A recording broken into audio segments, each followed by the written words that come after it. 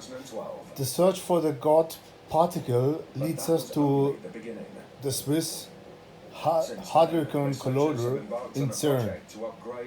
And the crazy thing about that is that the time traveler, or supposed time traveler,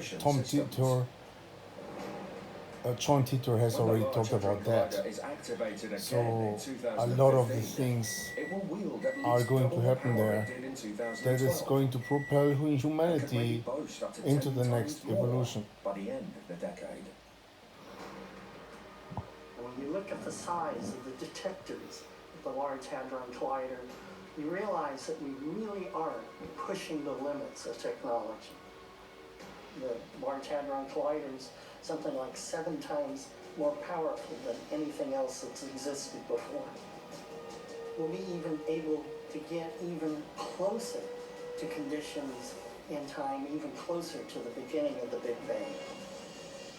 Yeah, with this thing you can theoretically travel in time even before the Big Bang. And that is the holy grail in my opinion, like what happened before the Big Bang? Who was responsible? Who pulled the trigger? And why? And that means that we're probing deeper and we can be just around the corner of discovering something which is completely blowing our minds. The human race is going to be focusing more energy in a small area than we've ever done before. So we're looking for a whole new phenomenon. The scientists at CERN hope that by increasing the power of the Large Hadron Collider, they will not only be able to learn more about the God particle, but uncover other, perhaps even more profound secrets of the universe. But some have voiced concerns that the Large Hadron Collider could create a black hole that would swallow up the Earth. Set up a micro-singularity to be exact. Or even form a vacuum bubble that could tip the balance of the entire universe.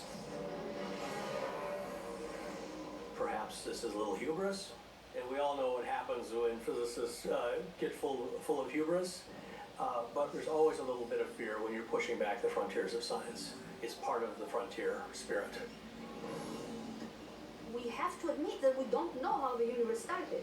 And as we're going to higher and higher energies, we don't know what we are going to find, because this physics at these levels is an experimental, completely experimental science.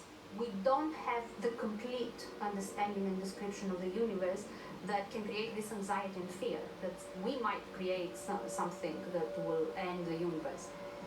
When we look at the experiments that have been conducted at CERN with the Large Hadron Collider, it may be that humanity is taking its first baby steps towards the actual construction of the universe.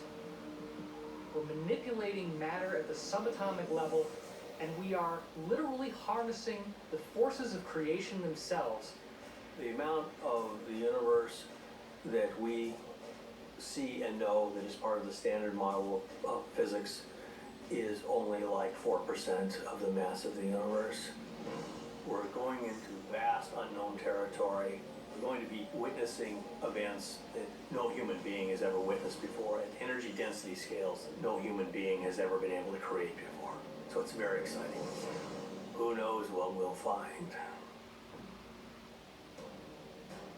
By wielding the incredible power of the Large Hadron Collider, maybe one day we will fully understand the formation of our universe and allay any fears of destroying our own.